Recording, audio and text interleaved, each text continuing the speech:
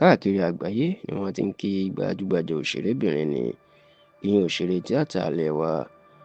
Fúnkẹ́ Akíndélé, ẹni tó pè yàn mọ̀ sí Jennifer tàbí ìyá ìbejì. Iná ti ń kí kú oríire o látàrí nǹkan tó ṣẹlẹ̀ sí tí kò ṣẹlẹ̀ sí òṣèré tíátà kankan rí, tó sì jẹ́ pé ìyẹn òṣèré tíátà lóbìnrin rí, tó sì jẹ́ pé ìtàn tí Fúnkẹ́ Akíndélé fi balẹ̀ ó jẹ́ nǹkan tí ó jẹ́ àṣeyọrí ńlá táwọn èèyàn ń kí kú oríire sí. Ǹjẹ́ àṣeyọrí wo ni Fúnkẹ́ Akíndélé ṣe torí tíátà obìnrin kò ṣe rí?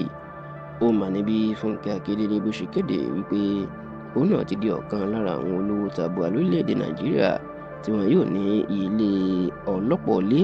èyí tó lóyìnbó ń pè ní estate, tó sì tó wá jẹ́ pé kì í ṣe ní ìlú kan yàtọ̀ ló ti lọ ní ilé náà, ìyẹn ilé ọlọ́pọ̀ tó ń pè ní estate, ìpínlẹ̀ Èkó, tó àwọn olówó àti àwọn alágbà Nàìjíríà tó ń gbé jù ẹni Fúnkẹ́ Akíndélé náà ló lọ ní estate ẹ̀ sí o. Ẹ rántí wípé gbajúgbajà ilé ọlọ́pọ̀ tó ń pè ní estate wà lágbègbè Ẹlẹ́kọ̀ọ́, ìyẹn Amen Estate, tí Fúnkẹ́ Akíndélé ń gbé ìyẹn ló jẹ́ aṣojú wọn tó sì máa ń bá wọn polówó. Ṣùgbọ́n ìròyìn ayọ̀ tó jáde látọ̀dọ̀ Fúnkẹ́ Akíndélé tó pè yàn mọ̀ sí Jennifer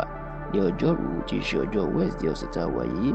ìyẹn ọjọ́ 27 oṣù kọkànlá tá a wà yìí, the 27th of November 2024, ó ní ó máa kéde lórí ẹ̀rọ ayélujára rẹ̀ pé òun náà ti ní estate ara òun o. Kódà tẹlifíṣàn Yorùbá tó gbọ́ pé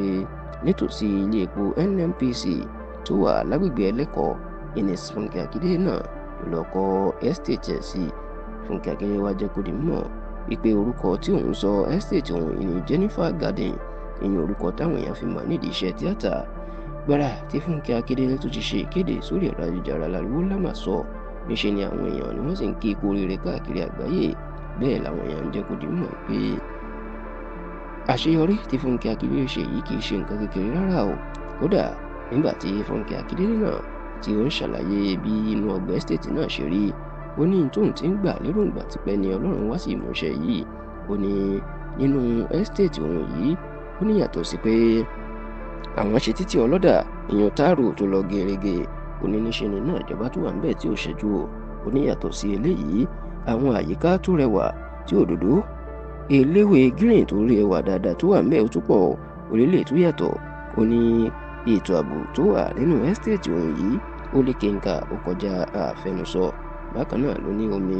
tí kò ní ṣẹ́jú tí ò ní lọ, ìyẹn omi ẹ̀rọ ìgbàlódé ó ló wà nínú ọgbà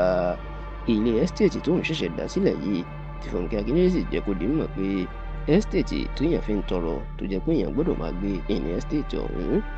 Pẹ̀lú ìnáwó tí Fúnkẹ́ Akíndélé wá ṣe táwọn èèyàn mọ̀ pé òbítíbitì owó ni, níṣẹ́ náà ń kí kú oríire pé akọni obìnrin ni, àti pé ní tí àwọn ẹlẹgbẹ́ ò rí gbé ṣe ìlú ń gbé ṣe, tó sì jẹ́ pé dàsìkò yìí náà sì ń kí kú oríire láti káàkiri àgbáyé.